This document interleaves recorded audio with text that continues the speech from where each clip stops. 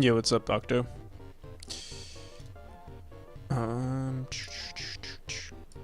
Where's my volume? Seems so low. I think it's on max right now. I mean, I do have it.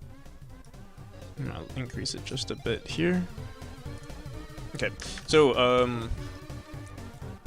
I have this idea. Here, I'll show you guys what I did in the YouTube video. So I basically recreated what I did on stream on the YouTube video, and I actually liked the YouTube video version more. And not much has changed. And actually, the movement is slightly better on the stream, but I do like this version a little bit more. I combined the climb state and the slide state to be in one. And what I did here, let's look at the slide state.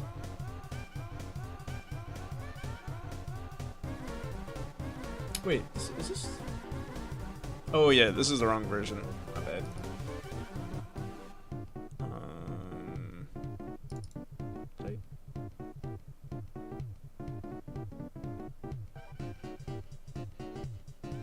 Wait a second, what's going on here? This is the wrong version. Let's see. I don't believe I called it test 1. I believe it was a YouTube tutorial, or here, let me see.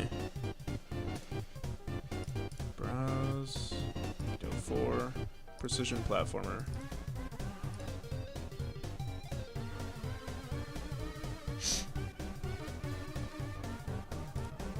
Oh yeah, this is it. So in this one, you'll see, I mean, the movement is pretty much the same. The difference though is that, yeah, you can see that we're still in the slide state, but we're able to move up and down. And what I'm doing here is, in our slide state, I actually check for climb input, and when we do check for climb input, we just mess with the player's velocity. On top of that, we're also going to have to manage some sort of like animation player inside of this state, but I think this will be, I mean, it just reduces our number of states by 1, so and we can mess with the jumps from here. So what we could do is have another variable called you know, was, like, you know, export var was climbing, or sorry, no, var was climbing is equal to false, and var, yeah, all we have to do is say was climbing, and then if it was false, then we would go from, you know, the slide state, or we would jump from the slide state, or we would jump from the climb state. Because in our jump state, we're going to want to check what our previous state was, or what certain, you know, values we had in our slide state, to manipulate, like, how far we want to jump, or how we want to control our jump. Where did the black bar on top go? Oh, so originally because I was recording the YouTube video, you know, I full screened it. Usually what I do is I pull down the display like this. I don't know, what you guys prefer? You prefer it like this, or do you prefer it like this, where you could see the bottom of my bar here? And maybe, I don't know, I could throw this down here.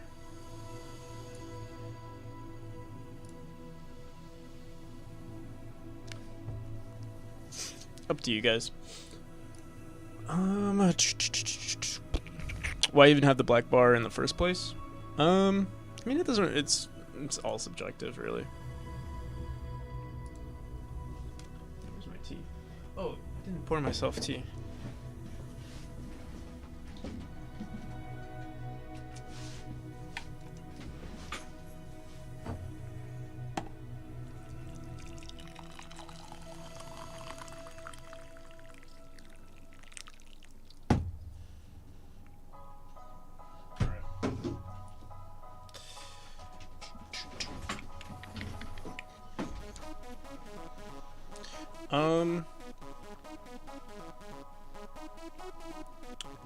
So the plan for today, you know, it's bothering me that this isn't up here. I like seeing it on the top right. Oops.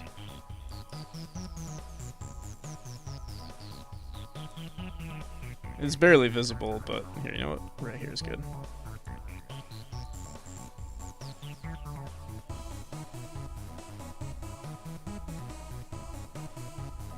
should be revising for a test on Tuesday, but instead I'm working on a lightning strike in my game. Tuesday, that's on Tuesday. Still have Monday.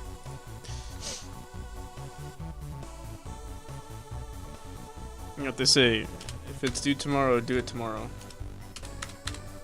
No, I shouldn't be promoting bad habits. But I mean, that's what I used to do all the time. I always left things for the last minute. Except for game dev, actually. Game dev is like the one thing... I think it really just depends if you like the thing that you're working on. It's like schoolwork, it was always like, yeah, last minute thing. But with game dev, it's like, oh, I have something to do next month. Let me make sure everything is set up for that. Yeah. So, what I was thinking to do, for, like, because I want to do YouTube tutorials and I want to stream, I don't feel like it's wise to, like, I mean, it could help with, like, doing the mechanic on stream, figuring everything out, and then porting it over to the YouTube video, like, when I redo it. But another thing that I was thinking of doing was just, converting, the memory game to Godot 4, and while we're doing that, we'll be learning some stuff. And then when I do the YouTube tutorial, it'll pretty much be just as seamless. But we shall see. The first thing I want to do is just copy. I'm gonna make a copy of our game here. Copy this over. Let's go to Godot 4. I'm going to paste this duplicate.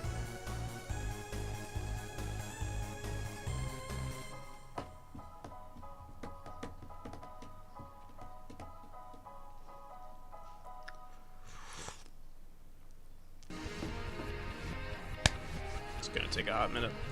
So let's see. What is our plan for today? So if we... Actually, let's go into this. Oh no, this is for YouTube. Let's go here. /3 26.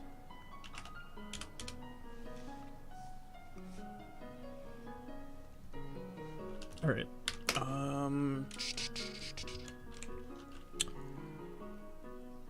It would be nice to work on tile maps today, but there is so much work to do with the tile maps for memory. So I think what we're going to do is we're going to keep working on the player.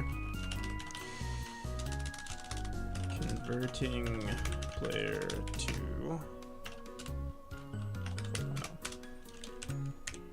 And I'm wondering, maybe I should just keep working on the same... We keep going back and forth. Let me finish this. We're gonna convert it to 4.0, see what the bugs are, and then we'll go from there.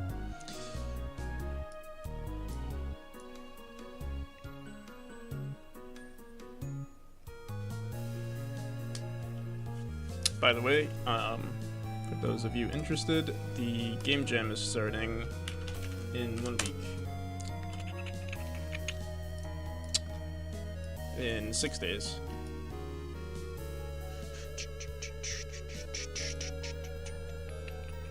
Alright, so we have Afterlife 1. I'm going to rename this to Memory. And also, let me get rid of the this. Okay.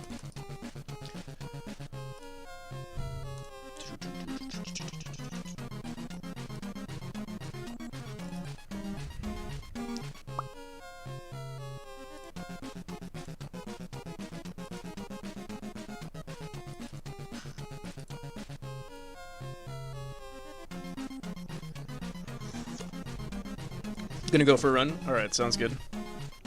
I should really go for a run as well.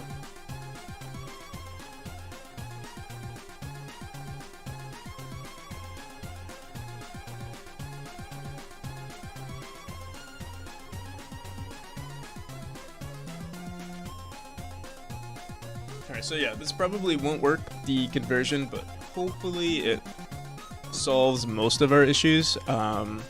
I'm mainly concerned with the tile maps.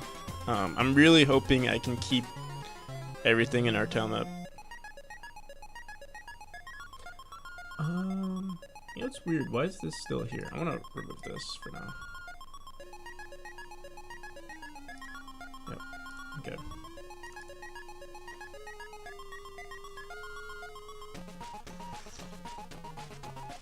Oh, I see a fellow Antimatter Dimensions player. Yeah, I just started playing it actually for fun. You know, I just leave it on the side. I don't really know how to play it, like, you know, optimally. Where is it? Where'd you see it? I remember seeing it somewhere here. There's Antimatter Dimensions. Am I blind? Okay, wait. Alright, so we have a bunch of, I am blind. Oh, right there. It's not a very good icon, I have to say. I like how it says this, like, as you were gone, nothing happened. I guess it only checks if you're,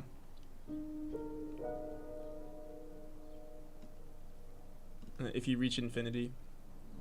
But yeah, I've only gotten to infinity once. And, you know, I just reset or do something here and then I just close it. Alright, let's figure this out. Okay, so I guess we could try, you know, the thing that's weird is that we click on fixed dependencies, but they're all here, it seems. So like main menu, UI, yeah, it seems like everything is good. So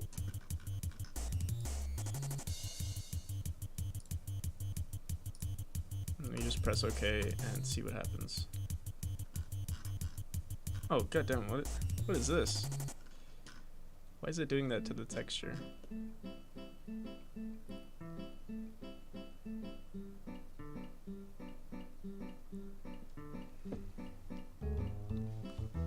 I'm not gonna worry about it too much. Let's go into world demo.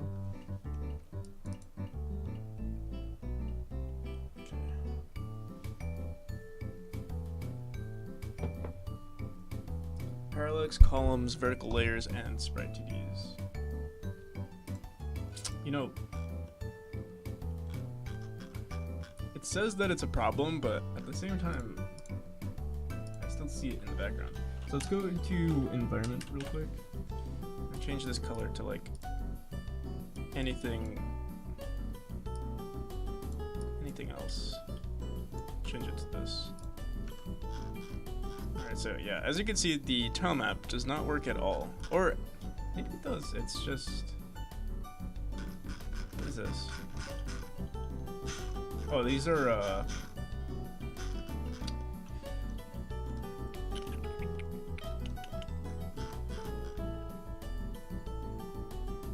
this is our scaffolding texture.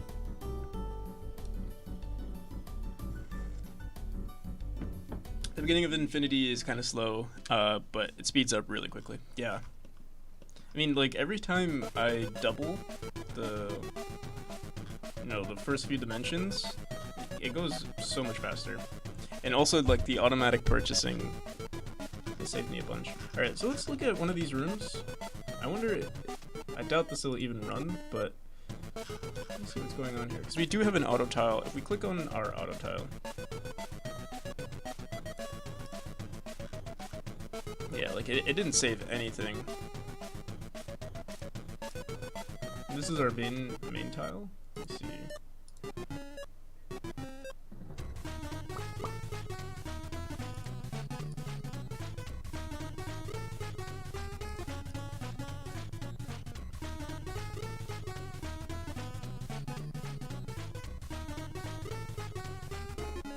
And what sucks about this, it seems like we're gonna have to redo everything here.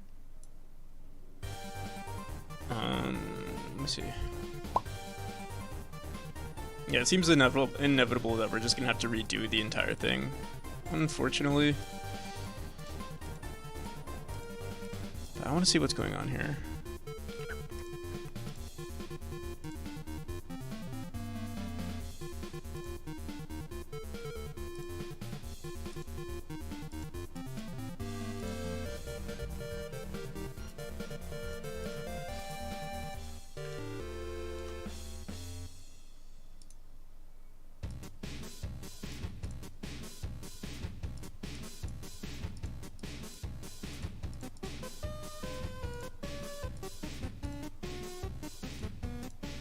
So yeah, it says our platforms work.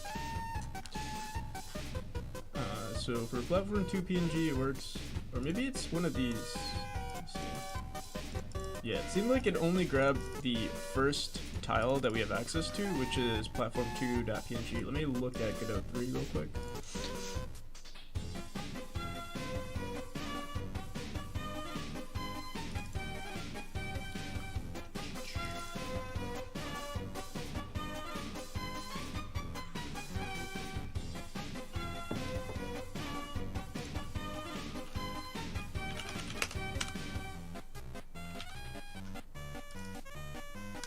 There's gonna be so much work to convert. Let's just open up room 0, auto tile. See, what is the index here? 13. Okay, so if we click on 0, well, this is. What's weird is that this is PNG 4, unless maybe that's our lowest index. Let's see. 5, 13, 14. 15. Yeah, we don't have a 0, and it seems like our platform is like our oldest texture, and when you convert to Godot 4, what is this? Precision platform, I'll close that.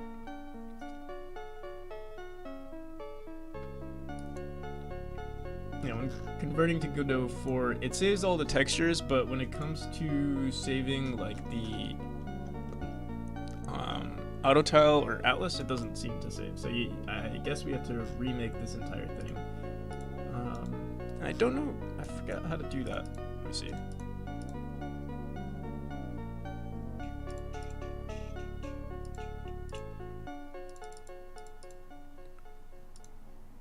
Where are the Godot 4 experts when you need them? Oh, wait a second. We're clicking on. Oh no. Tile set.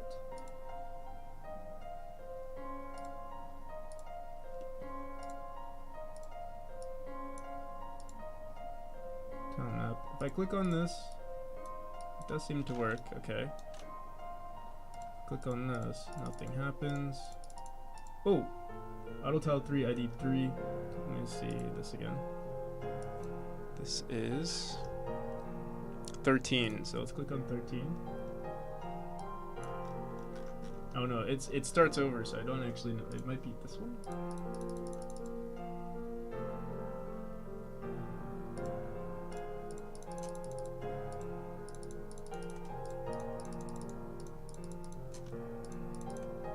I think ideally we're just gonna have to redo it. The only thing that sucks is that it's not gonna save the structure of anything, but I guess we do have the reference to the object, so like I know the like general vicinity of this is like this is the floor right here, since the NPC is right there. And another issue is that none of our textures seem to be saved properly. Let me look at our. Let's look at like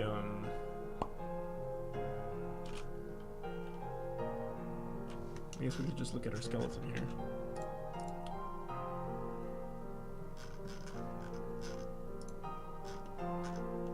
Okay, if I run this scene, what happens? Oh, it's gonna crash. Oh my god, file open file. Oh my god, there's gonna be so much we have to do. Real men use machine code to make games. What about real NPCs?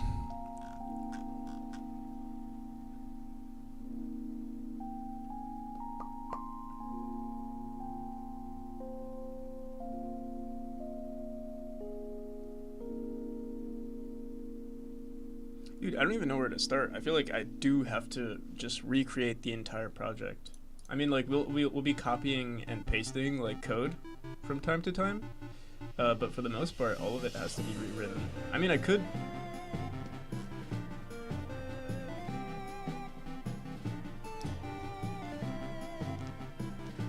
Real NPCs don't exist. They can't hurt you. Well, I have some news for you, buddy. I'm an NPC. Alright, so we'll just stick to this to this project right here, and I'll just be looking at, like, I mean, we'll be doing the same thing I've been doing for a while now, and that's converting, or like, you know, basically making the platformer from scratch, converting it into a YouTube video, and looking at memory as a reference. All right. So what do we want to do today?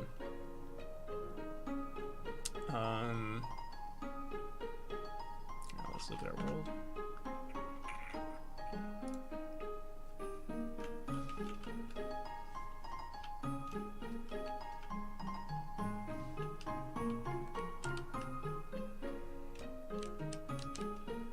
Okay, let's finish up the jump movement.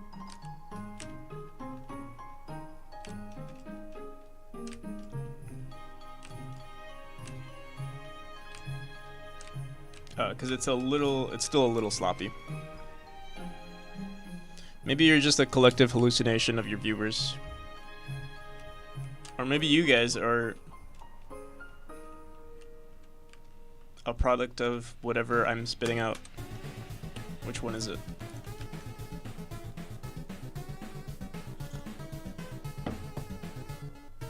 Alright, let's go into the slide state. What we're gonna do is, yeah, we have this was climbing variable. So on our exit state, let's make a func exit. Oh, before we do this,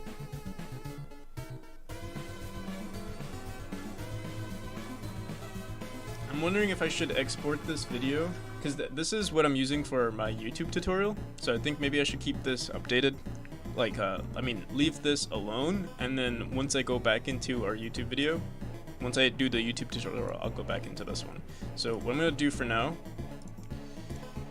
let's close everything. I'm starting to confuse myself. I think we spent like the first 30 minutes of me just rambling, trying to figure out what to do. Okay, let's go into Godot 4. This is Precision Platformer 1. I'm gonna get rid of this Precision Platformer. And I'm also going to get rid of Platformer Test. Okay, let's duplicate that. Whoa. I pressed D. Okay, copy, paste. And we'll just call this stream. Doesn't matter too much of what it's called because I'm going to be working on the video tomorrow. Okay, so let's import that. Can we just scan it, actually? No.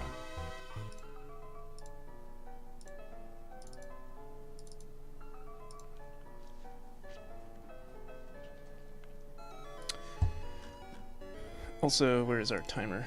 There we go.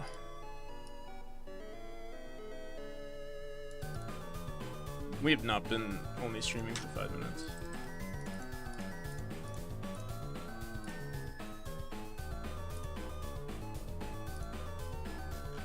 Okay, so in our slide state,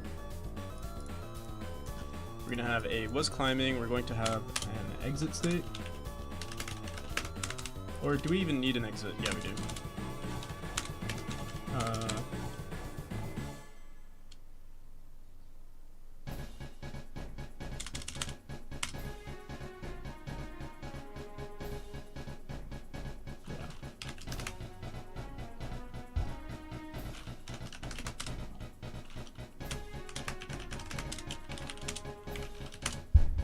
Okay. In func exit state, if player dot input dot is, or sorry, no, if player dot climb input is equal to true, was climbing is equal to true. And then we'll do a func enter state, and was climbing is equal to false. Okay, there we go. Anything else? Alright, yeah, that's good. Okay, so then we go into our jump state, and basically what we're gonna do, I think we did, yeah, we definitely did this before. We did this on our last stream, and I just deleted that file. We could go back, but I don't mind rewriting it. So basically what we'll do is we're going to say if states, or if previous state, oh my god, if player dot previous state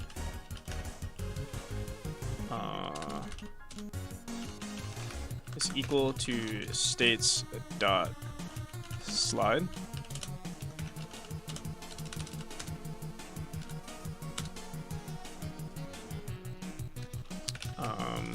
We could, we'll say if states dot slide dot was climbing. Speedrun attempt. What is there to speedrun? Alright, give me 1 second. If states dot slide was climbing, pass.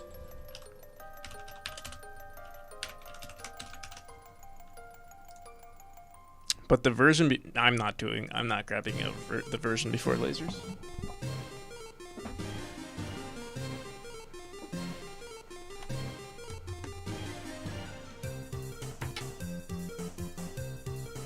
The version before the lasers has the incorrect version of the spinning orbs.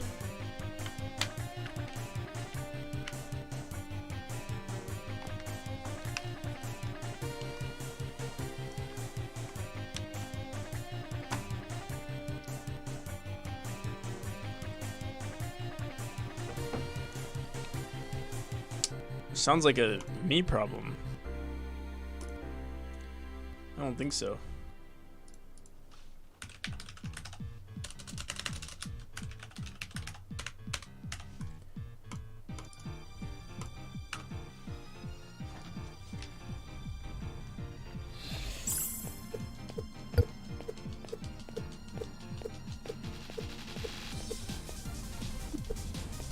So, I think the current record for this version is 5 minutes and 30 seconds. Although for me,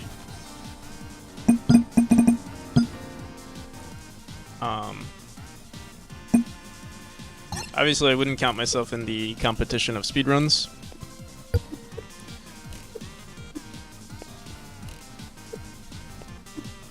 So yeah, there is someone that, oh, am I gonna die here? I do know someone who, I think they reached like 8 minutes and maybe 30 seconds, or just around 8 seconds. Oh my god.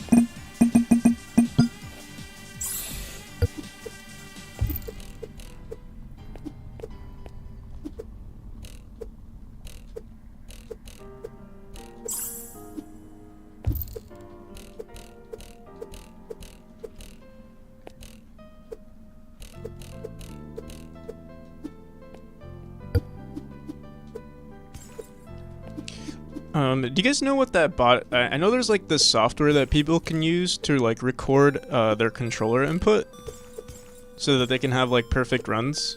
Do you guys know what it's called? I know it's called something bot. I'm pretty sure. Yeah, there's this software out there that allows people to do that. And I need to figure out how to like. I'm pretty sure if you use the software for recording speedruns, it'll be fine. Like maybe they have some anti-cheat for that. Otherwise, I would have to like program some sort of anti-cheat, which I don't know how to do.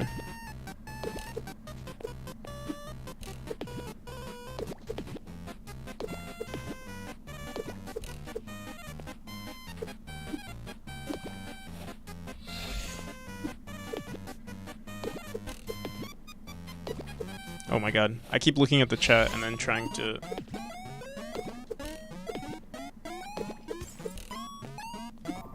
read it while I'm trying to play. Oh my god. Oh yeah. So this is technically another bug that we'll fix with our states here. the zipline state is kind of messed up, and I think it's because I tried fixing some one bug with it, and then and it resulted in another bug, and then I just completely ignored it afterwards. So the bug still exists in the current version of the game. I mean, it's not bad if you play it how it was intended. But yeah, if you don't play it, like, basically, if you play it wrong, then it's gonna break.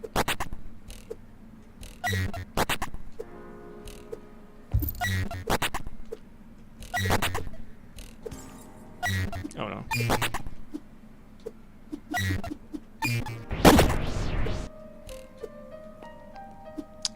These sounds are a bit loud. Effects?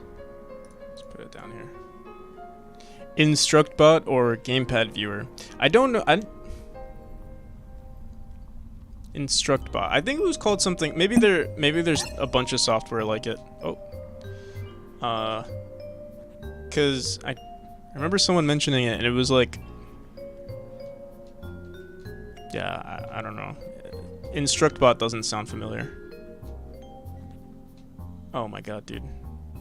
Okay, let's get through this quick. This is probably I would say this is the hardest level so far. I think it's just because, well, I made it pretty hard. But I think it's also the most fair, so I'm not complaining. Oh.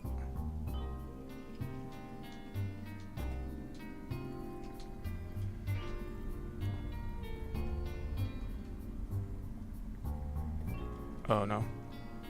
And I think with these orb things, I need to figure out something more consistent. I mean, it's consistent enough, but like right there, I don't know if you guys noticed, like, it was a little weird.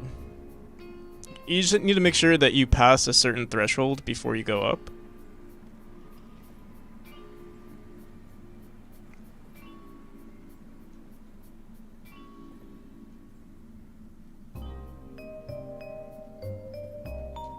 Oh no. So like, as long as you pass the 45-degree mark for every turn, then you'll be fine. But if you if you go past the 45-degree mark in the other one, in like the next like if you pass the next threshold, obviously you'll get thrown 45 degrees further than you were expecting.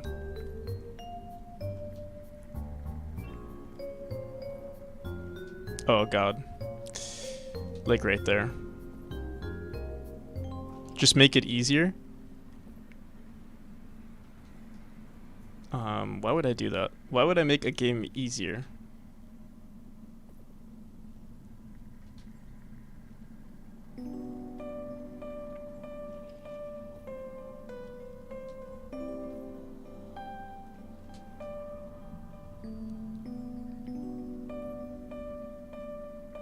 Alright, what is this speedrun? This was barely a speedrun. Like, I was super slow. Oh! Well, it's still better than most runs. I do remember dying only nine or 8 times the last speedrun, though.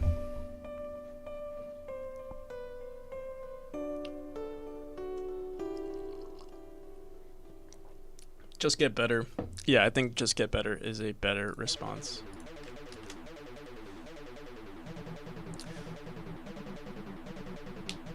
So the whole reason for anti-cheat is not so, like, I'm still going to have modes for people who cannot play the game. So like an assisted mode where maybe you have more dashes, or in the current version I reduced the speed of the game by 20%. That's one. It's just making the game easier, but it's not valid for like speedrun attempts. I mean, maybe there could be one, but yeah, it's not what I anticipate to be the main speedrunning category. And so you do need to have some sort of anti-cheat for people who want to have, like, a high record. So if you want to be, like, I mean, there's always cheaters in speedrunning communities. So yeah. I remember there was like this huge thing with the Celeste speedrun. Someone was trying to cheat it. I know people cheated in the Minecraft speedrun. So yeah, let's figure out just what I need to do. Usually recording it is good enough, but yeah, you wouldn't be able to record if someone is using, that bot that just takes in user input and you just kind of splice all the input together and make it work.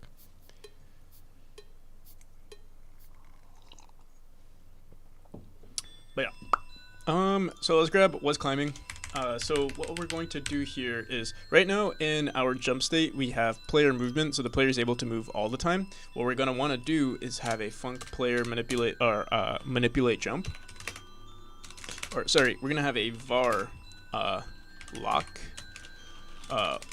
Let's call this wall jump lock. That's what I called it before. I'm going to call it today. We're also going to have a var manipulate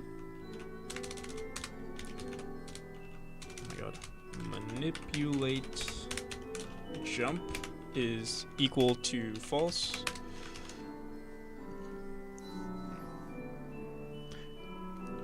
Anti-cheat can cause the non-speed running user.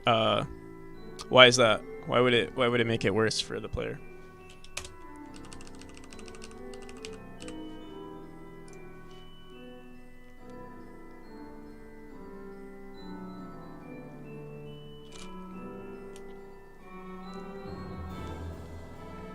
Okay, so no matter what, if wall climbing is true, wall jump lock is... Actually, no, this is not true.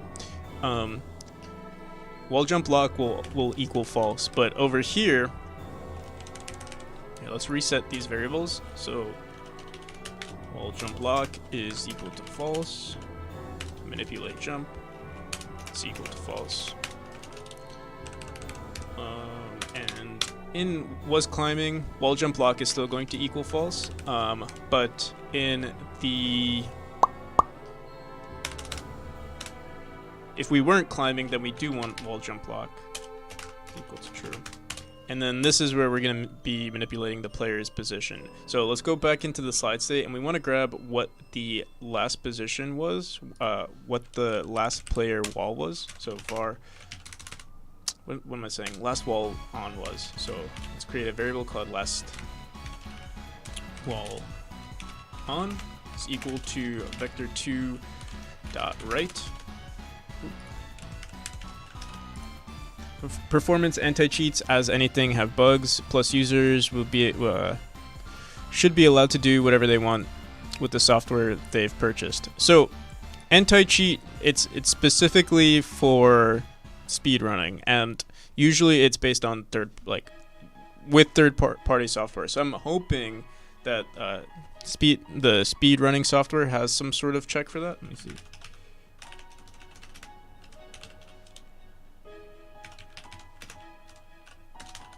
Let's see. Just look it up. Popular speedrunning and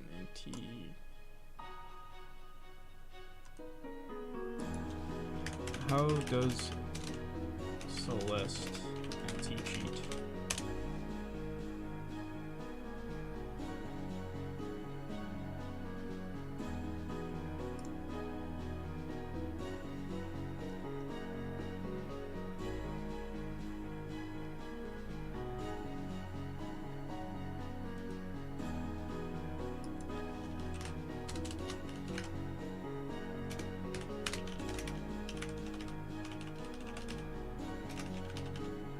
I don't even know what to look up.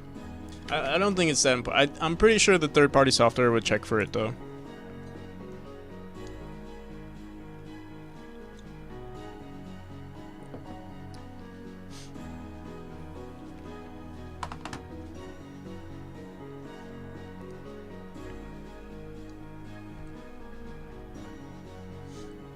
Performance anti... Yeah, so... I mean, it's not too big of a deal, but I'm pretty sure, like... The main issue is with people who are submitting for like a speedrun to like, speedrun.com or whatever. That's when it becomes an issue, not for the typical player. So maybe there could be an option that says, hey, like, speedrunning mode or something like that.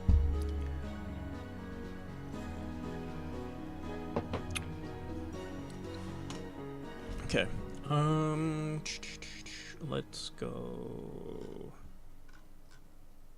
Okay, so in our exit state, if player input is equal to true, was climbing is equal to true. In our exit state, let's also grab whatever our last wall was. So we'll say,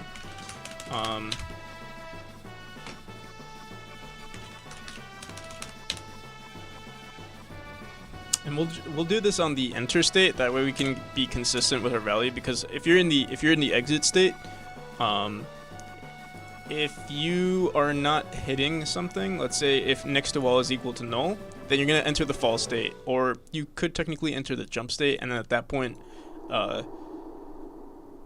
get next to wall would equal false. So it's always gonna happen here, and that also means that you can only be on the slide state on one wall at a time. It would never change between two walls, but I don't think the level design will ever allow for that, so it should be fine.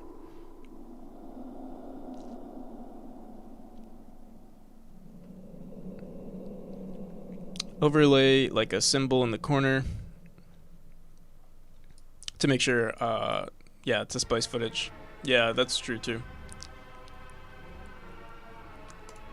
I mean, I doubt people are gonna want to cheat on an indie game like this, but you never know.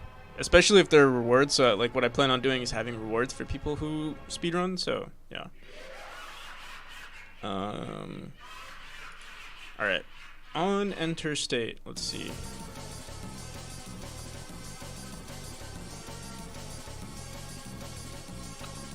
People will cheat, maybe.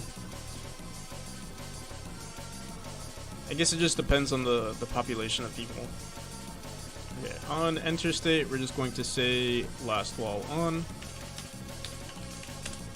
Did I do this today? I must have, yeah. It's going to equal get next to wall.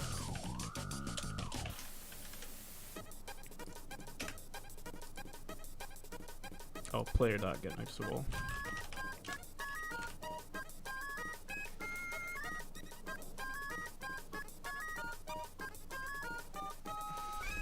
Used to say a 0.2 second speedrun isn't possible. Oh, maybe it is possible. If it was glitch, like, if glitches are allowed, sure. I don't think there are any glitches that would allow me to skip through the entire game.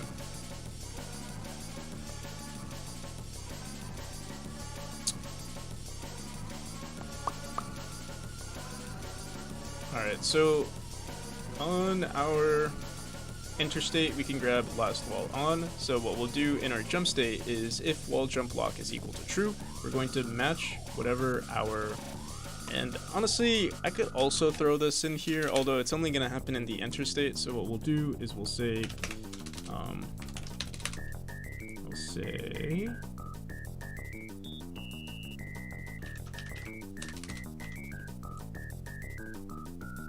player dot velocity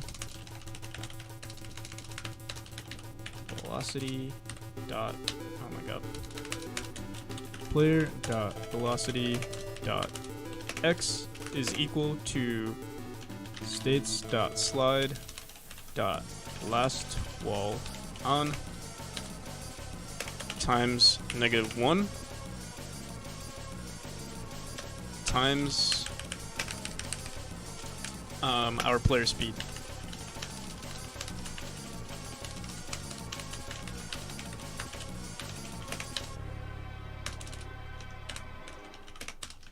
And that is it. And we could keep the player velocity on the y-axis to equal this. There was at some point, I remember something I did would mess with our player velocity, but I don't remember what. Oh, and on top of that, we also want to make sure player movement does not happen. So because this is happening, we also want to say... Do we actually need manipulate jump? I'm not sure. But yeah, definitely we're going to say if wall jump lock is equal to false. If not, wall jump lock. Or you know what, we'll say not wall jump block. We'll do player movement. Otherwise, player dot velocity is equal to this.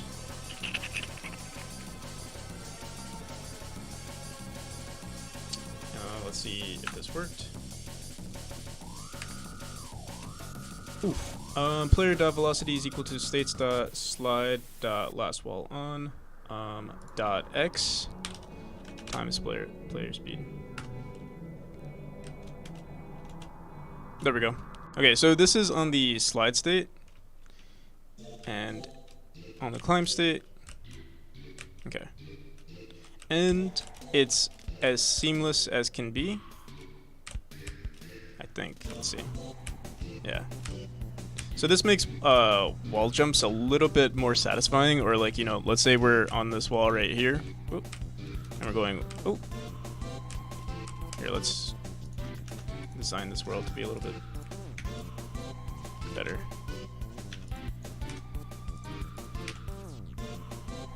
So like that.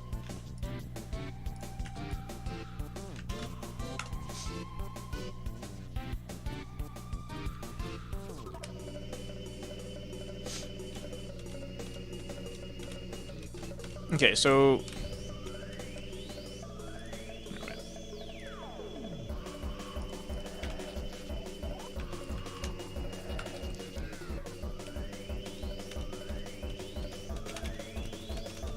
okay, the next issue is that jump is only checked. Okay, so if you want to make input super satisfying, you want to make sure, just how we added like coyote jump in the last stream, we need to make sure that there is like jump input delay. So basically what that means is if the player presses the jump button a little too early, we still want it to apply a few seconds later. So what we'll do there, I'm trying to think what is the best approach for this, because right now we're checking for jump input actuation, but that's not enough. And if we were to check for jump input, that's also not enough, because the player could just hold the jump input button, and they could just hold the jump button and they would jump continuously, which is like not ideal. So what we need to do is have the player, basically we need to record pressed jump. Or another thing we could do, we do need another variable called press jump. Or what we could do is in the slide state or the jump state, jump or false state, we could say if player dot jump input is equal to true, we could say pressed jump recently, and then in our timer we can also manipulate that value. So if let's say they're in the, well, it really only matters in each of these states. So like idle, move, and slide state, we need to check for if they pressed jump recently. And this can only happen in the jump or false state. So what I'm thinking to do is maybe we should just put it in the player function instead. Loop detect jump for like 400 seconds, exit at any point.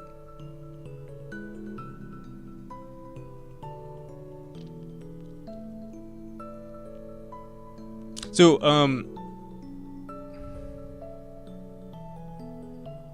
it's not going to check for jump. It's not going to check for jump. It's going to record that we've pressed jump for 400, let's say 400 milliseconds. I usually do 200 milliseconds. So basically, every time we press the jump button, it's going to say that we've pressed the jump button for 200 milliseconds after it's been pressed. But it only matters for certain states, like when you're in the jump or fall state. So let me just look at player. Like, I know I have it working in this code here, and I think I have it working in our controller logic, but I don't know if I want to do it this way. Okay, yeah, so we have this variable called start jump, and then we have the pre-jump window, and we say start this pre-jump window, which is all right, but it's not ideal.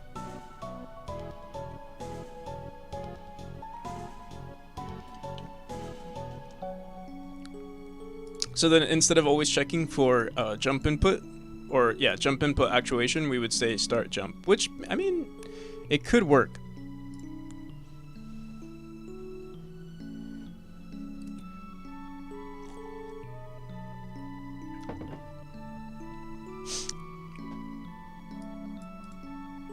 For Godot, it's GD script. It's like Python. It looks like Python.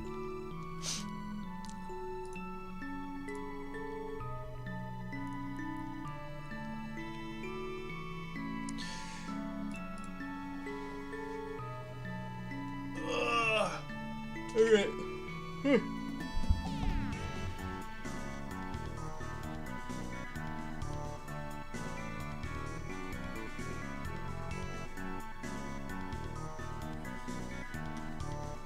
So I've said this so many times, but GD script is not only, like, Godot does not only use GD script. You can use C#.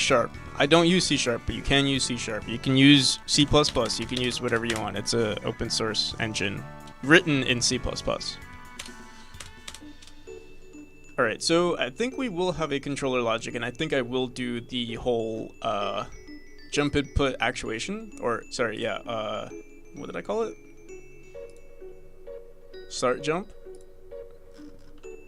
I think that's probably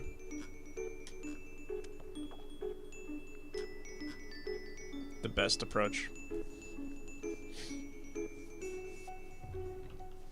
Python ain't real programming. So, I don't know. I feel like most people that say that are, I mean, it's because you're used to, you know, like lower levels of programming. So there's like this sense of like pride, or like, you know, hey, like lower levels are harder, which is true. But like, I mean, it is the next level of programming, right?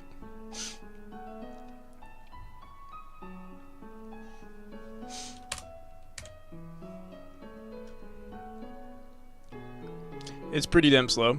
Yeah. I mean, the thing is, like, the applications for it are so much greater than what people, like... The applications are so much better now. Like, you don't need speed for, like, the amount of information that people are handling, or, like, the types of things that that people are doing. Orders of magnitude, yeah, slower. Yeah, it definitely is slower. But, you know, in the world of humans, it's still pretty fast.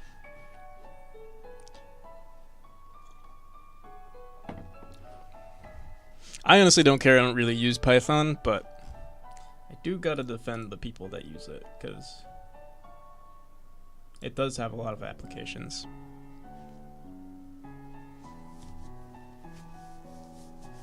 But it's just like anything. Like, we don't, or like most computers don't need, or even most games nowadays don't have to be as efficient anymore.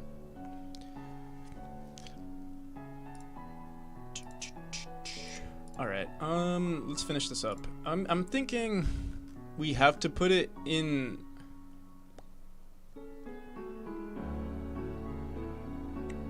Like, I could put it in the false state, but then I'm going to have to like constantly check for the false state. What I could do... No, but it could also happen in the jump state. Oh yeah, I'm going to put it in the player state. I don't care. Let's do it. We'll say func controller logic.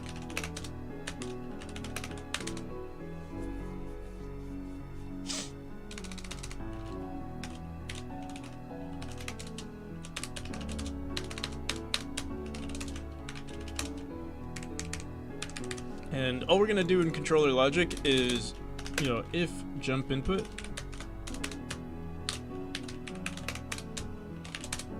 oh sorry, if jump input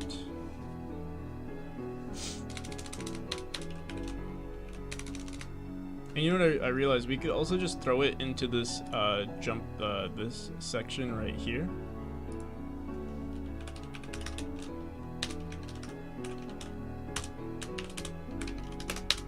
But we'll leave it right here, because maybe in the future we would want like certain states to not run this.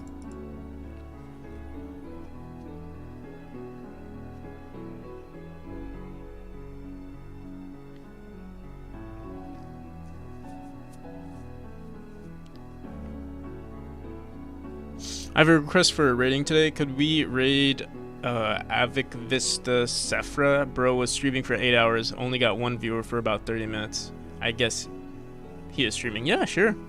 Why not? I mean, right now it seems like I only have 2 viewers, so it's not like I would be helping him that much, but sure.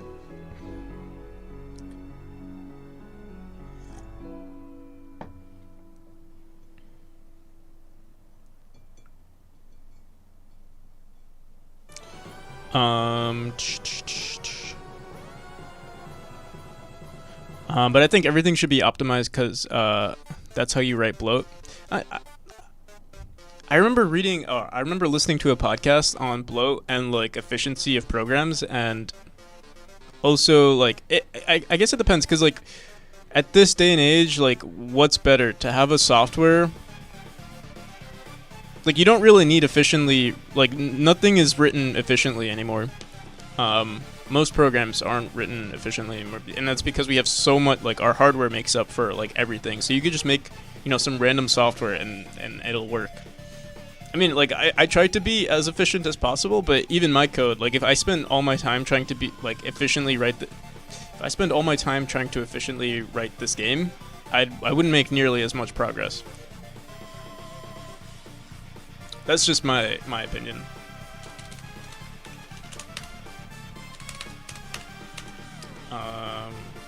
So I'm thinking, should we add a timer here? I wonder if I should add a timer to the state itself.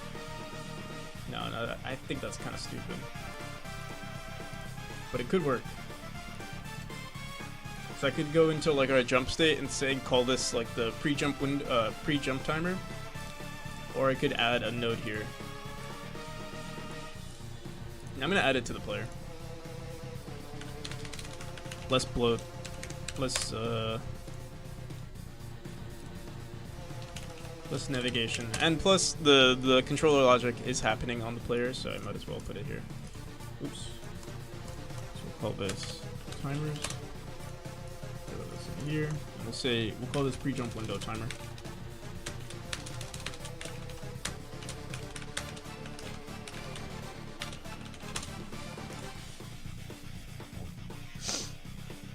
I've been streaming for 1 hour.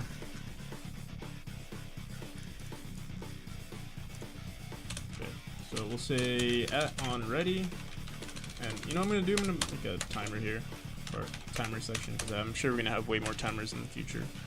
Say @on ready, var timer or pre-jump window timer. Pre-jump window timer.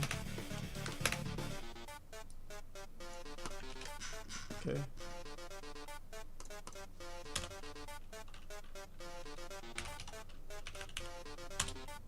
Pre-jump window timer dot start, and I don't feel like adding like durations and stuff, so for now we're just gonna set this to 0.2 seconds, make it 1 shot, and we're also going to have an activate jump or start jump. We'll call it activate jump is equal to false by default, and so yeah, pre-jump window dot start and activate jump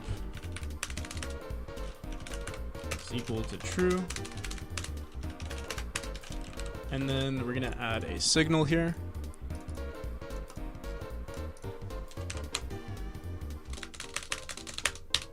Say is activate jump is equal to false.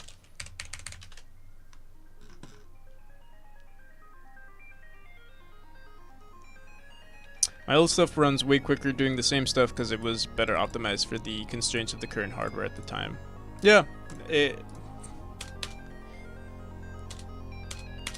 but like, what's considered, quicker nowadays, Like it still gets done within milliseconds most of the time. All right, on pre-jump window timer, unless you're dealing with like obviously like tons of information, but most individuals aren't doing that unless you're like you're working for a company. Alright, so activate input is equal to false. Pre-jump window dot start. Activate jump is true. Let's throw this in here. Let's say controller logic. And then in all of our states, or yeah, in most of our states, we'll run activate jump rather than jump input actuation. So activate jump, activate jump. It actually doesn't really matter here, but we will say it here because you are pressing, you will press the jump button immediately. Like there's nothing that could prevent the player from jumping at this point, but we'll leave it here for the sake of whatever. In the slide state, let's make sure activate jump, and yeah, hopefully that is it. So in the false state, if activate jump and can jump, okay.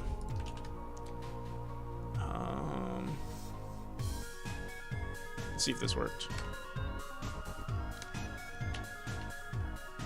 Oh, I don't have my controller working just yet for this game. Oh, but it already seems like it's working. Wait, let's see.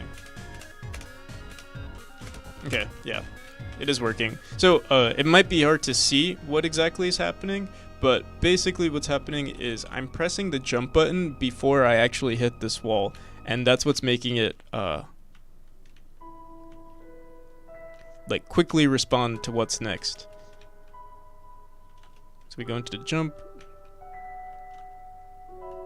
I do want to make sure that our velocity is being updated. I'm pretty sure it is, but I want to double check. So let's go into our player here.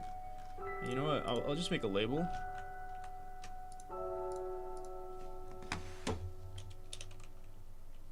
Let's say label 2 dot text is equal to str of velocity. I'm gonna just throw these over here.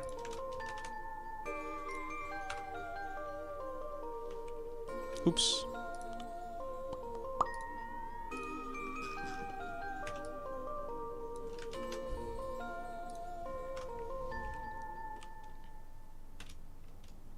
Okay, yeah. So we hit 0 the second we hit the wall, which is good.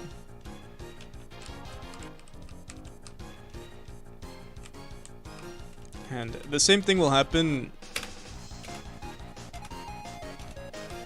here. You know, I actually think I might want to lower it to 0.1 seconds. I feel like maybe that's probably what I did in the original. Let's see.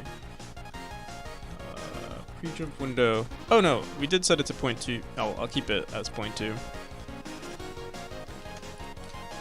But let me see something. Let me see if we ever change these values. No, yeah, we always run start. Okay.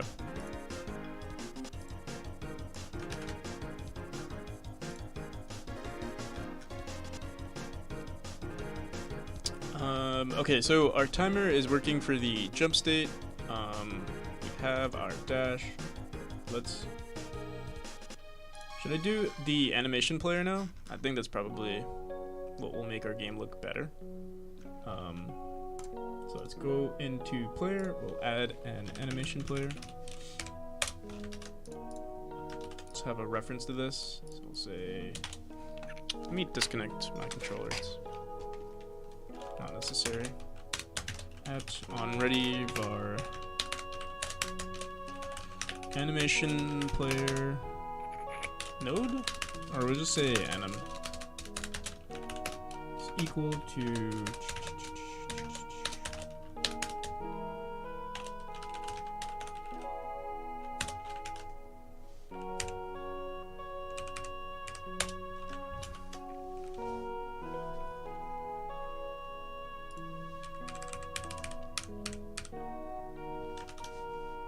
okay. Let's grab our sprite sheet.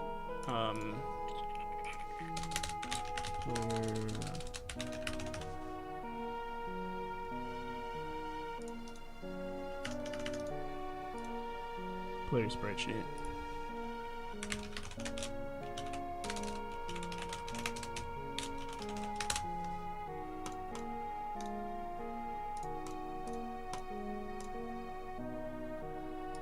first time we're actually making a new window here. So I mean a new folder. So we'll call this, call it assets. And inside assets, just make a new folder. Call it sprites. And we'll paste this. Okay, in our sprite 2D, let's just replace this with player sprite sheet.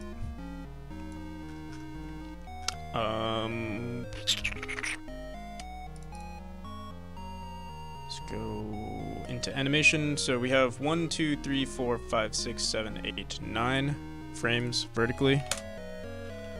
Where's this 10? 10. And 4 H frames.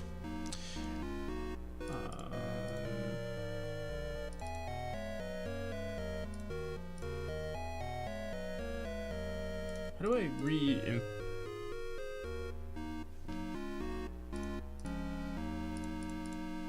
I know I've been doing it this way. We just go into filter and we say nearest.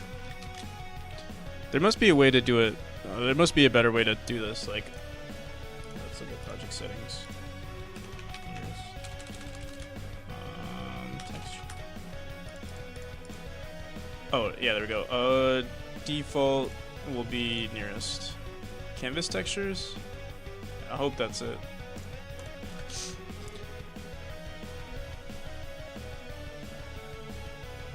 Can I get a shout out just because I want one? If I shout you out, then I have to shout out everyone.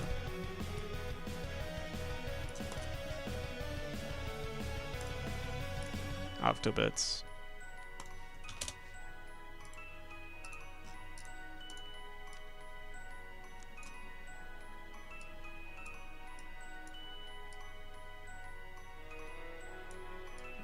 What I'm saying is I have to shout out everyone who asks for a shout out.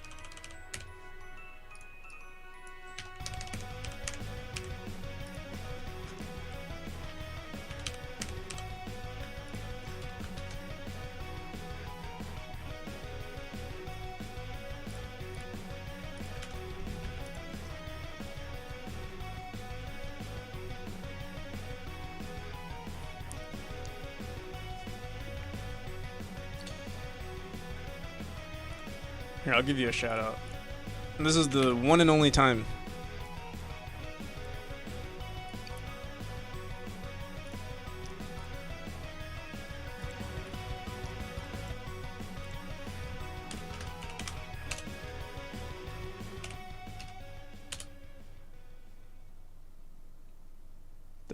Did I do it?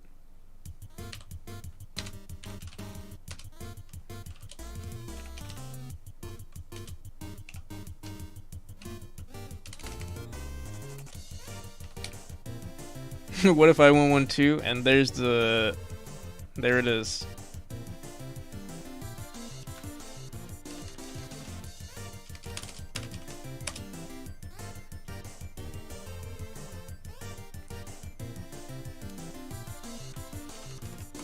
Now, the only 2 viewers know each other. Have been... Oh, 3 viewers. The only 3 viewers... How do I do this? Shout out. Oh, I have to wait 2 minutes before I can do another shout out.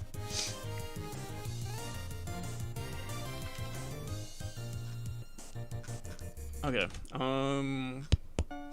We could fix our hitboxes now, I guess, or our raycasts. So these will set to 12. Let's try 8. And the left ones will set to -8. So in terms of input, sometimes these are going to be different, and we also might want to manipulate the player's positioning when this happens. So at the moment, if we go back into the world,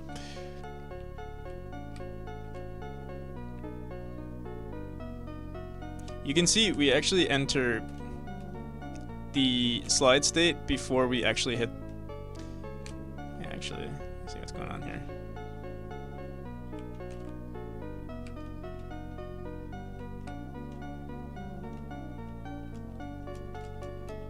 Oh, we don't. Okay. Although sometimes we do. I need to record every time we change states because I actually don't know what's going on in the back end. Because you can see that we're jumping, so I assume we're going into the slide state really quick, and I'm just not seeing it. I mean, it's only like 2 pixels. What is this? I don't know. I can't even tell. Oh, it's like 4 pixels. That might be too much, but let's still look at our player really quick. I'm gonna print every time we change states because I don't know what's going on. So in change state, we'll say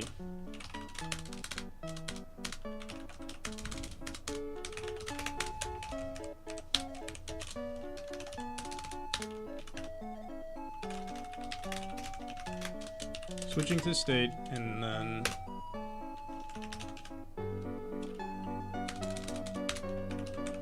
input state. Okay, so slide. Okay, wait. This should go in here.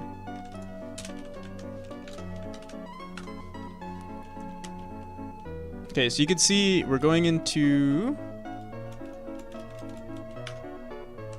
I assume we went into the slide state.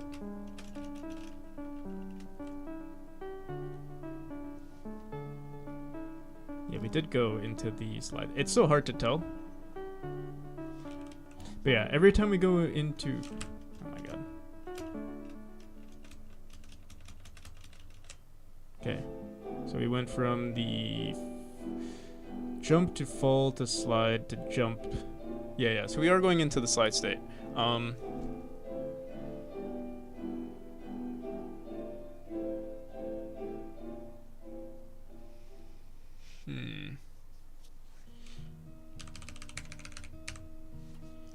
First on cheer leaderboard. What does that mean?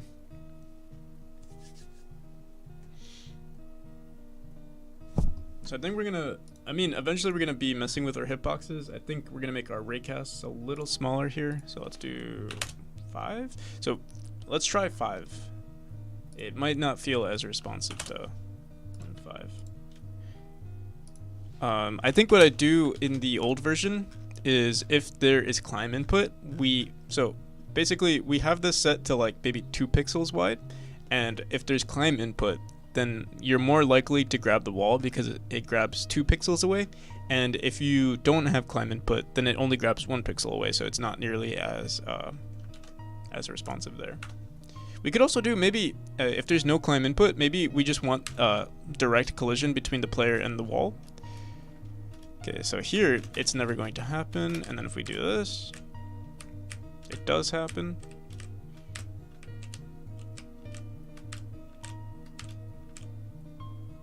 So also, let's zoom in on the player a bit. It's very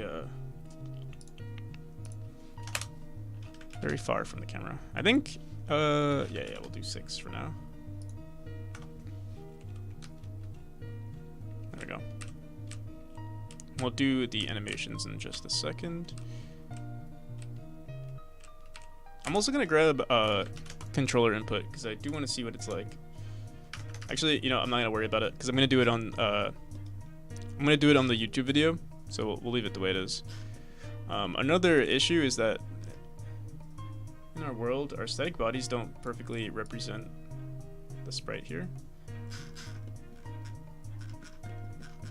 Let me just stretch this like that.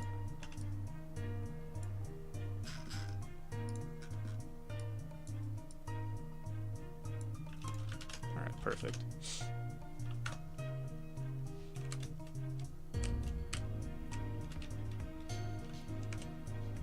Yeah, it doesn't seem unresponsive, so I'm gonna stick to it. We can look at how it's done on memory. So, what's happening here? We're just messing with the... Here, I'll show you what the game looks like currently, like the main version of the game, since I don't think I've seen your name before. Anything that's not Unity hurts my brain. Fair enough. So yeah, this is our game. I mean, it's basically done. The demo is out, but I'm rewriting this for Godot 4. And so, let me remove the music. So yeah, we're just working on the climb and slide state. And what we do here, let me just see. Actually, not sure. The distance seems the same actually, or it's not noticeable. But maybe I should just look at the code, because we also snap our player to the wall. If our raycast hits the wall, I'm pretty sure we snap the player to the wall. What's going on?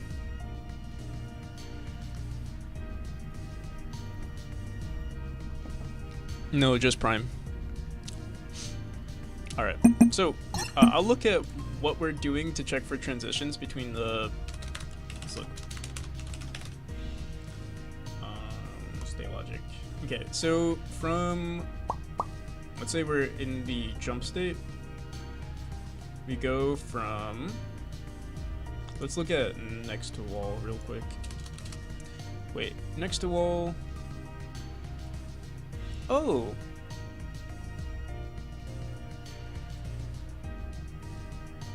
So we have all of these if statements. Actually, it seems like entering the slide state doesn't matter. I mean, checking next to wall doesn't matter because we don't actually enter the climb state. We always go into the slide state first. So I thought maybe I did this in an older version of the game, where pressing the climb button and the slide button or whether you're pressing the climb button or not would manipulate how close you get to the wall. But I do want to see what happens when we enter the slide state because I'm pretty sure we lock the player. Enter state for states.slide. Yeah, adjust player distance to wall. So let's look at that. Adjust player distance.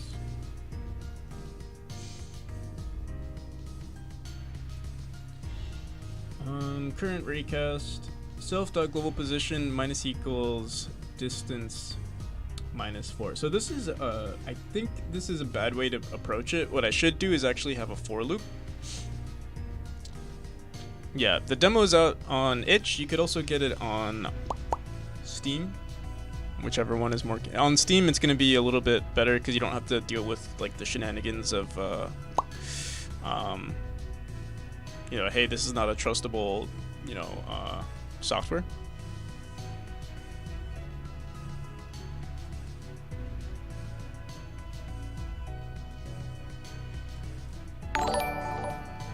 Oh, thank you for the follow, Doodle.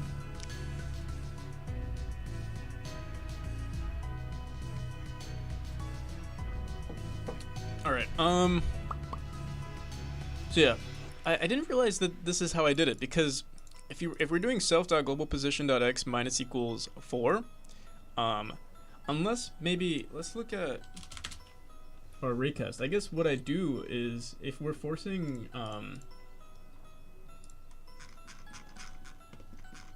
this is probably 4 pixels, or no, this is 2 pixels. So we're pushing the player 4 pixels into the wall. That does not make any sense. Here, let me see. 22?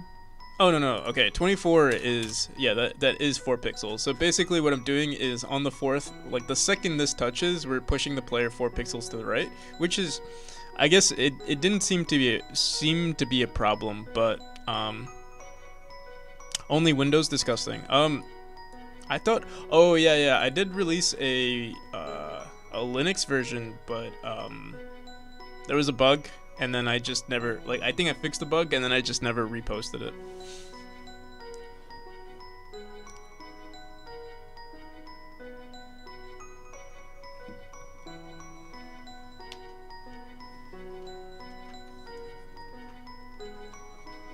Ah.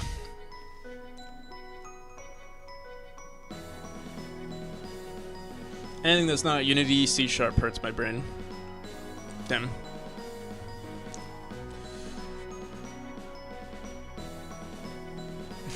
Dude, what is this with like everyone who watches my stream is not a Godot a Godot user. It's just Unity, you know, fanboys that come to hate on me. I don't go on your streams and hate on your on Unity.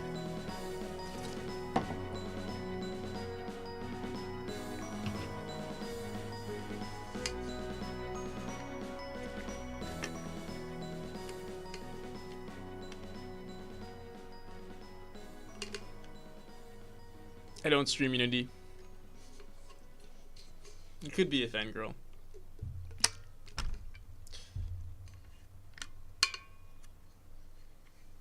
I should start hating on. Well, the thing is, it doesn't. I don't really care what engine you use. Use whatever makes you happy, man.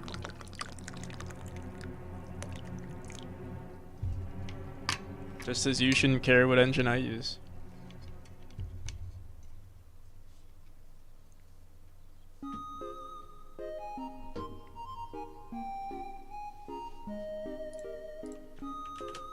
You're free to join my streams, and yeah, the thing is, I don't watch Unity streams because they're bad. No, I'm kidding.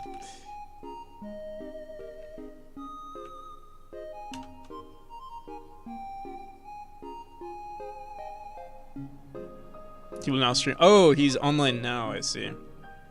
Alright, we'll check him out. Or if he's still streaming by the time I'm done, I'll rate him.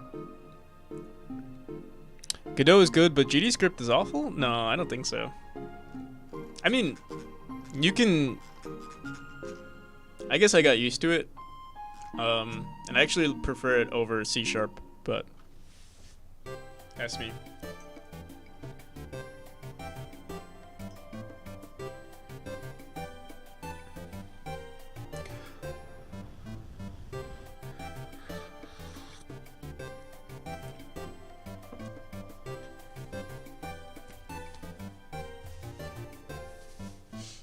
Okay. I'm done reading your hate on GDScript. How's it going, Mr. Glick? I keep getting distracted and you guys have nothing of value to say. Alright, so yeah, eventually what we're gonna want to do is instead of checking or like instead of manipulating the player's position to be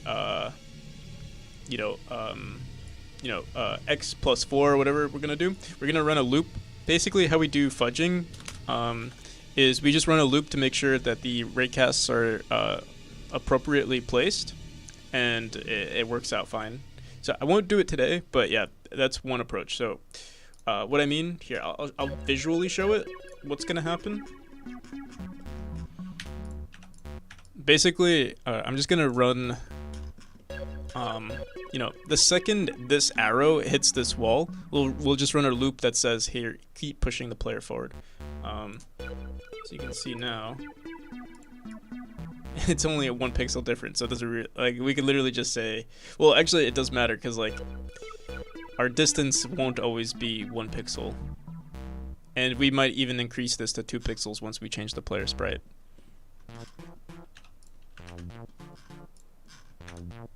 Okay, and yeah, if I'm not mistaken, we actually set this to 4 pixels. Once we use the original player sprite, it's going to be, 4 times bigger than this, so then the raycasts are going to expand by 4 times. So yeah, what is next? I didn't plan this far ahead. So we have our dash, we have our slide states. Let's look at our game again and see what's the next thing. Oh, animations. We actually didn't do the animations. We just put the default slide state, I mean the default idle state, and called it a day. Let's go into our animation player,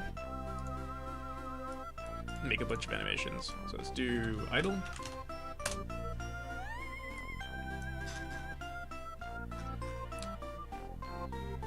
Go to our sprite here. Frame coordinates is 1. Create a reset track. 2. 3, and that's it.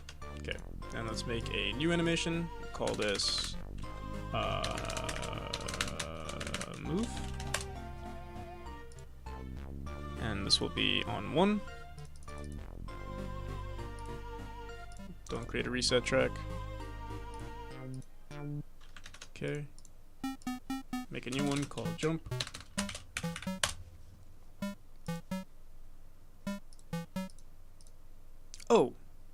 Oh, yeah. So this is... Okay. Jump. And we could do dash as well.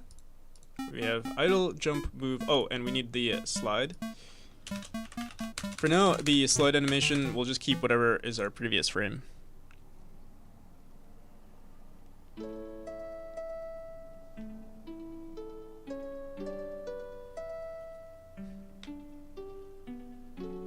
This is too much GD script for one day already. Gonna puke in a sec.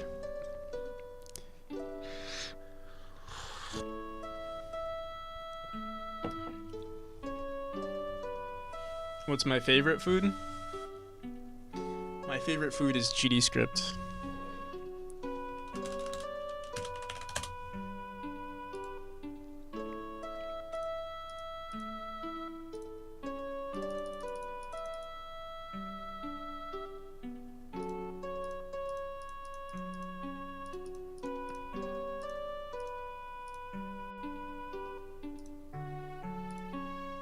Oh, I forgot to make sure that we're sliding, or we're looping all of these animations, so let's just make sure this is this, this is that.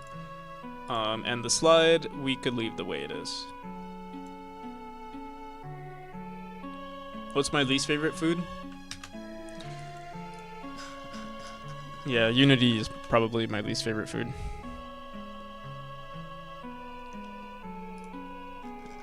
Alright, so on the entrance of our state, let's just make sure that in our state script, we're gonna say func play animation.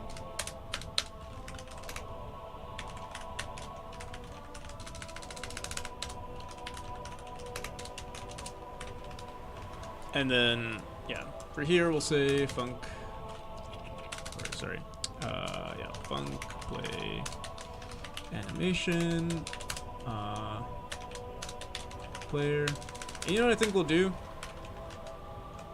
We're gonna give access to our player animation player. So we'll say state, or actually wait, yeah, we'll say state dot anim is equal to anim.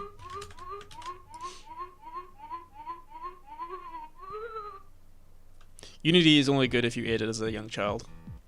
You know, I actually did eat Unity as a kid, or when I was I touched Unity when I was 15.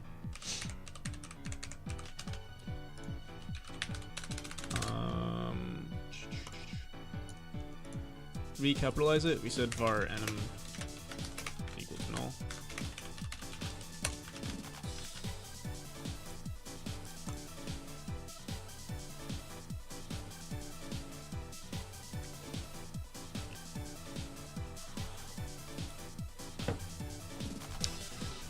Yeah, well, as you get older, you'll see that your your taste buds develop, and you'll soon find that Godot is the superior engine.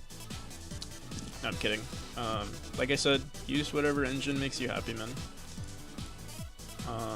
Let's go back into here. So previous, oh, yeah, state.anim is equal to anim, and then in each of our states, now we can say play animation. You know, ideally, what we could have done is play the state name. So, like, if we renamed this to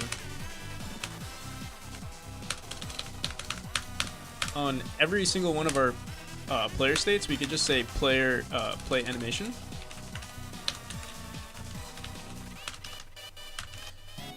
Oh.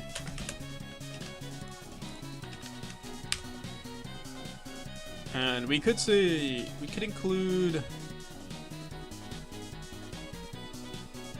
Could say like get name, play animation of get name,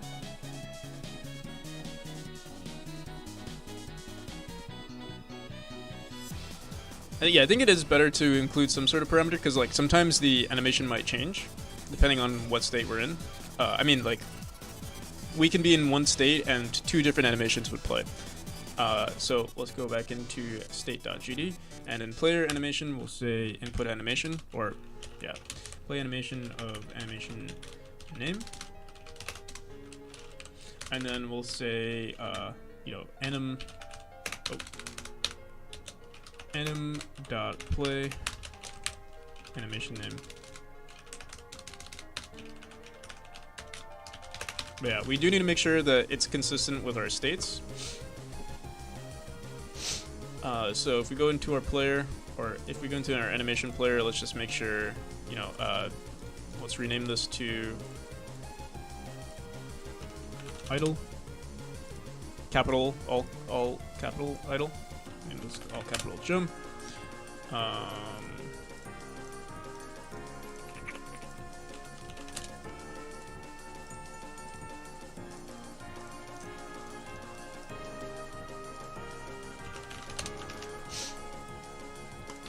Okay. And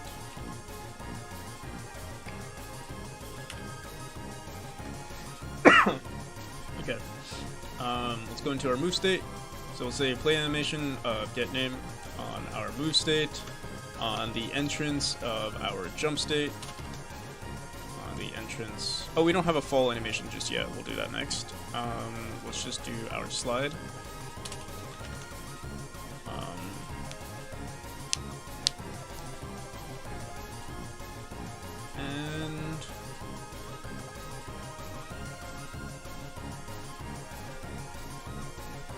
Oh, this is exit state. Whoops. Okay. Fall, jump, move, idle. Oh, we didn't do it for idle. Alright, moment of truth. It doesn't work. Could not resolve class, scenes, entity, state. What the hell?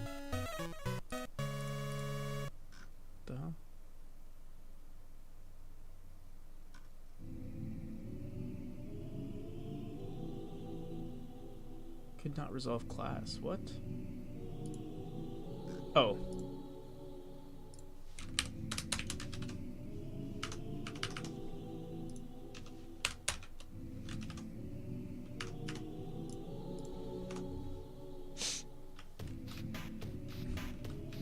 There we go. We don't have our player flipping just yet, but we'll fix that pretty soon. What is going on here? Float velocity.y times equals. This is in slide movement. We want to make sure that this is out here. Yeah. Oh no, we want this to be here.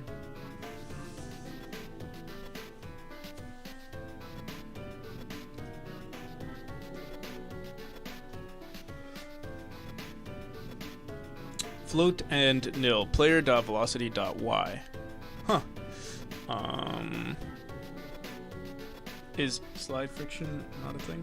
Slide friction is equal to 0.7.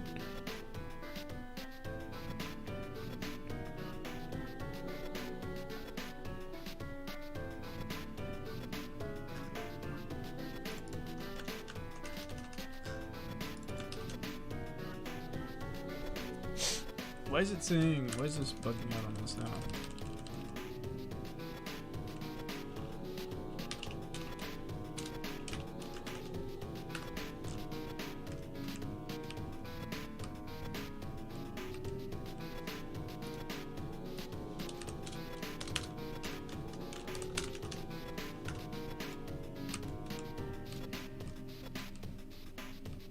Weird.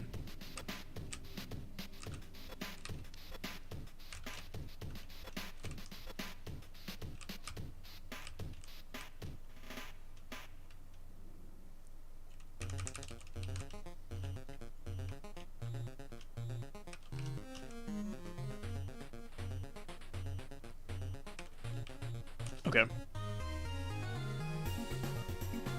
Jacob was so cute, why did you change him? Because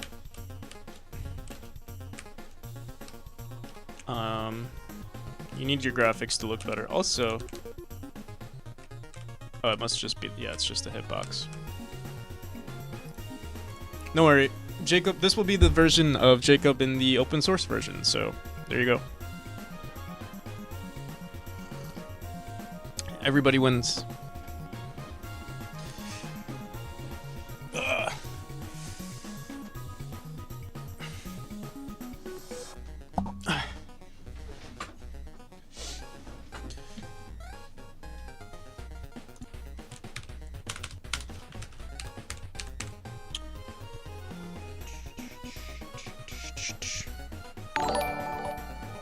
Rick Lord, thank you, man.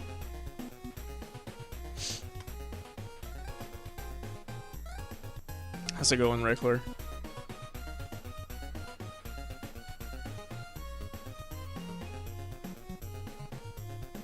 Will I actually close the game on itch? No, there's gonna be a itch version and a you know what I'm thinking of doing is like I said that I would give people a free version of the game if they can't afford it, and I think what I'm gonna do instead is just have the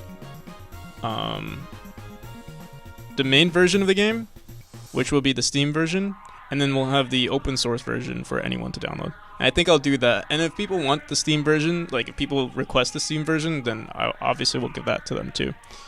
But yeah, I think that's probably a better approach. Work time? What are you working on, Rickler?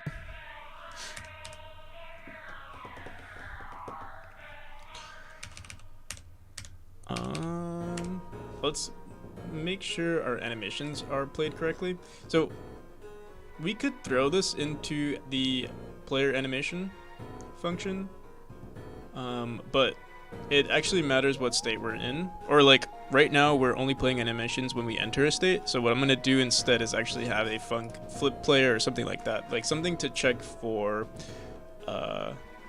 we could even do this in controller logic maybe. Like we could just say match last direction. So match movement input.x.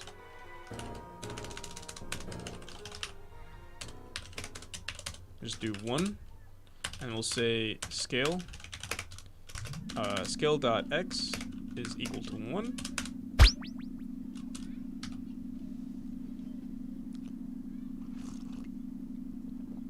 Building a rocket. Are you like researching aerodynamics or something?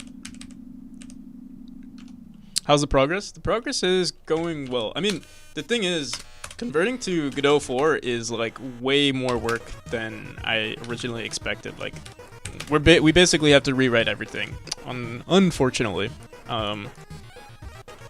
either that or I could spend time trying to debug everything that happened when we converted. But it's just so much work. I might as well just rewrite everything and refactor everything. So it's like, it's unfortunate, but I think it has to be done.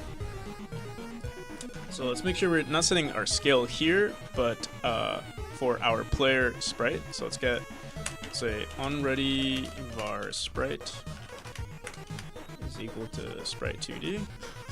And then over here we'll say sprite.scale. Sprite.scale.x.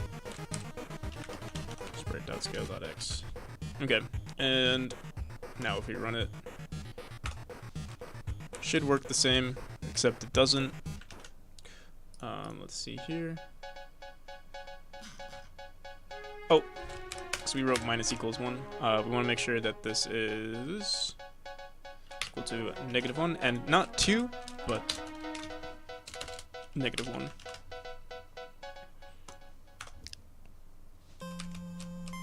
Wait, what? Come on. Match movement input dot x 1. Sprite.scale is equal to 1, -1. Let me.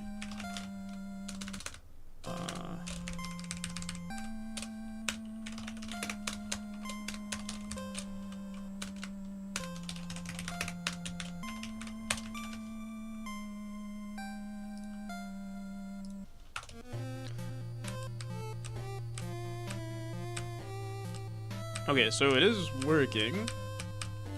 Why aren't we matching though?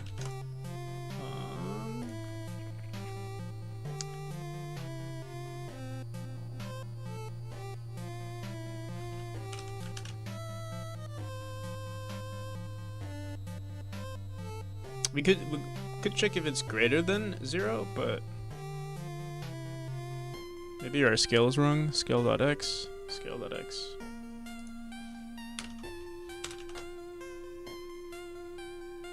Sprite.scale.x.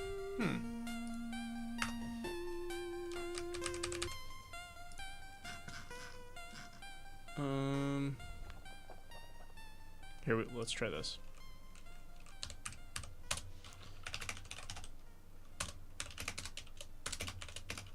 greater than 0.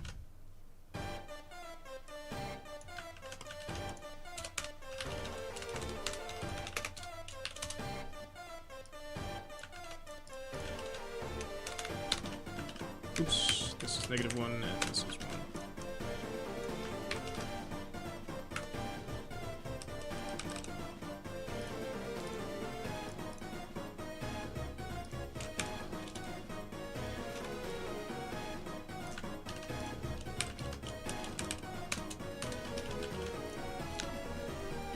Have I thought about adding stream elements to my streams? Maybe.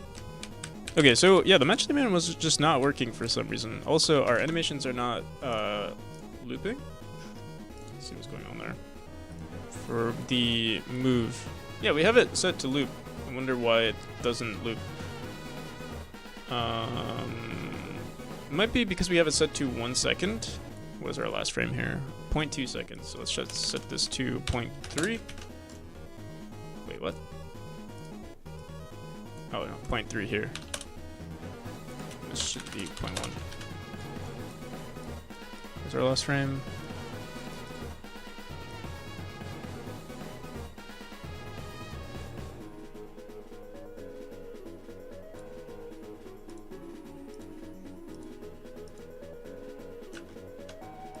Oh, what the hell? Should be like that.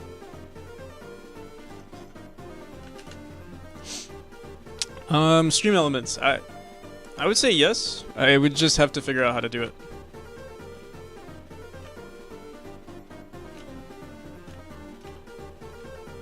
Okay, there we go. So now we need a fall animation. We need our climb animation. At the moment, it's just the slide animation. So let's go back into fall. Let's go back into our animation player here. We'll make a... Yeah, let's just actually duplicate the jump because it's going to be very similar. Actually, I think it's just going to be the same exact thing. Call this fall.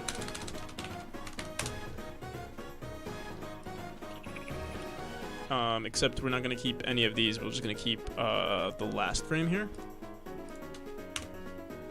Throw this on 0. Alright, I'll see you soon.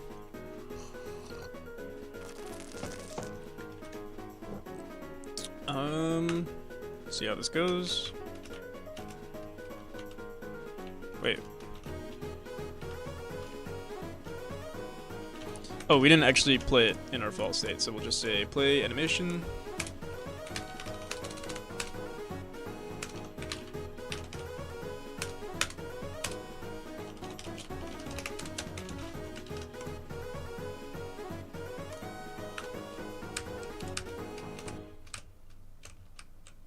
And there we go. I mean, it's very simple stuff, but at least it's, you know, responsive. Okay, we could do the slide. I don't know if we actually have a climb animation for this sprite sheet. Let me see. It's over here. If we don't have one, I don't know what I'm gonna do. I'm probably just gonna leave it the way it is. Unless someone wants to like draw it, since this is going to be open source. Yeah, we don't have a climb animation.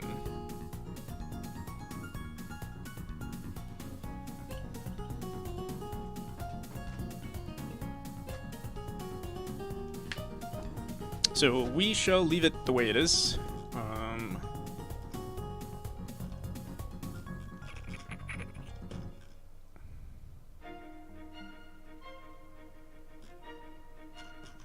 That's fine. Okay. Alright, what is next? Let's look at memory real quick and see what we can do.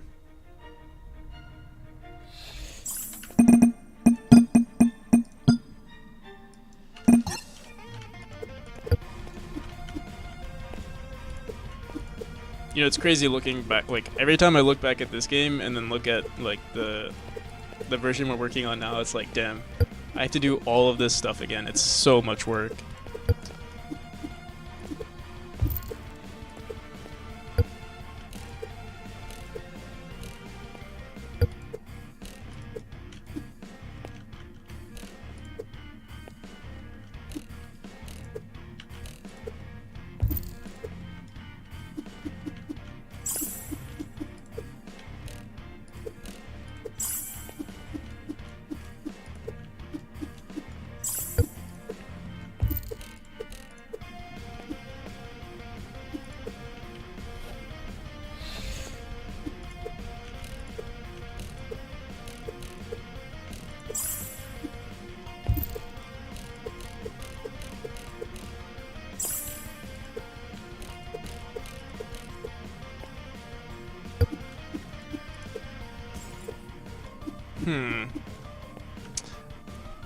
The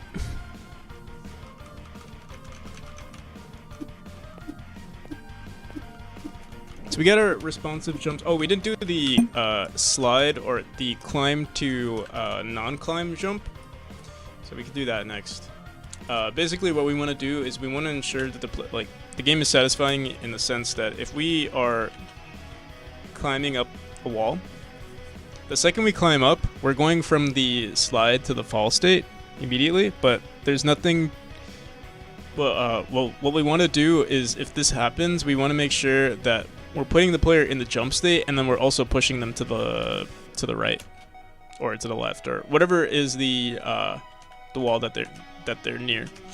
But there are some other issues with this, and that's, you know, let's say there is I'm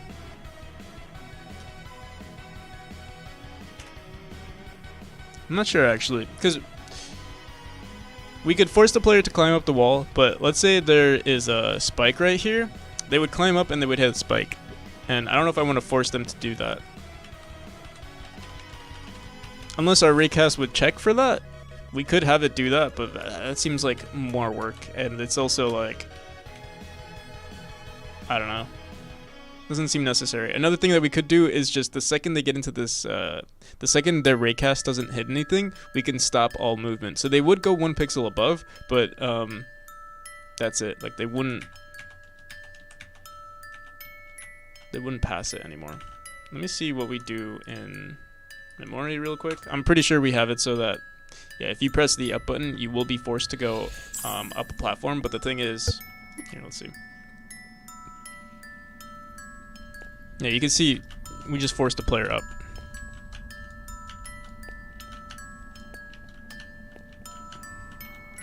Or we could do it so that they just get locked right here.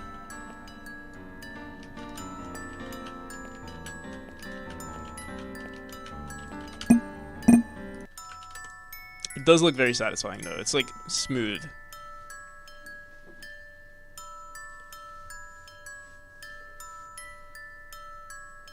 So I will do it.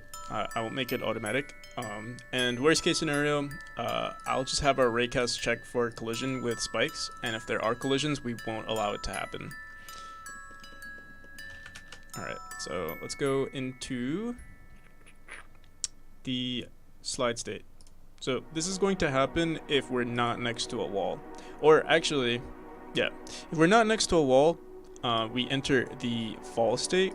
But what we also want to check for is if there's input from the player. So we'll say if we're not next to a wall, by default we go into the fall state. But if player dot move, or actually wait, if player dot climb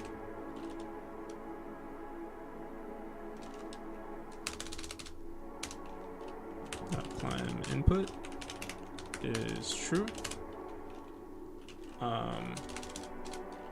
and input, well actually if there's climb input and get next to wall is actually, no, yeah, we do have to check for up input. So and player dot movement input is equal to vector 2, or we could say dot y. Now we'll say vector 2 dot up. No, we have to do dot y. Dot y is less than 0. Then player or return states dot jump, and that's all we have to do. Otherwise, we'll just enter the fall state. But what we want to do here is if we do enter the jump state, we're going from the climb state. So if there's climb input, we also want to say we want to create another variable called, I don't know, bar same, I don't know, like climb on top of wall or something like that, or scale wall, or you could say scale wall. What is the actual definition of scaling a wall?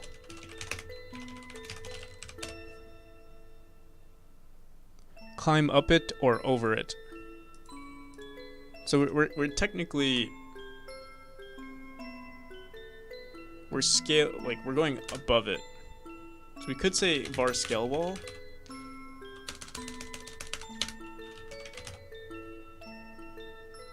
Yeah, I'll do that. So if this is true, then you know, I do have to use the bathroom. I think I'm gonna end the stream here, and maybe I'll start another one when I'm back. Who was the guy that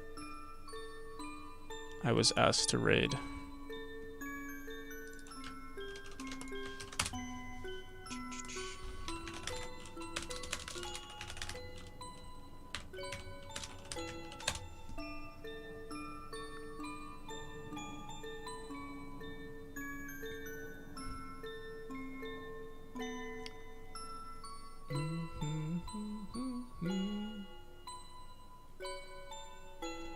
He's not streaming. Here, let's raid Grumble.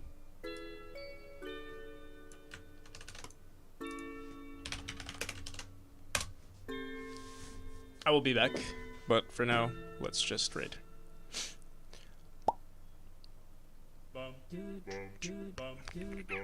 See you guys.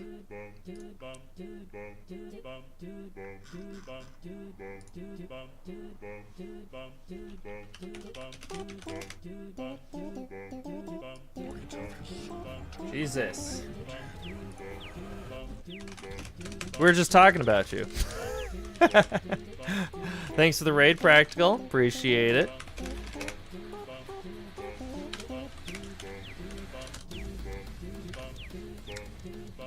If you guys don't know me, I'm Grumble of Pugs. I'm working on a silly game about a fruit bat that collects fruit, opens doors, and, you know, tries not to die. Alright, ignore the collision stuff, but basically this is my game. You have teleport, you've got dig, you've got dash, kind of like Super Meat Boy Celeste kind of game.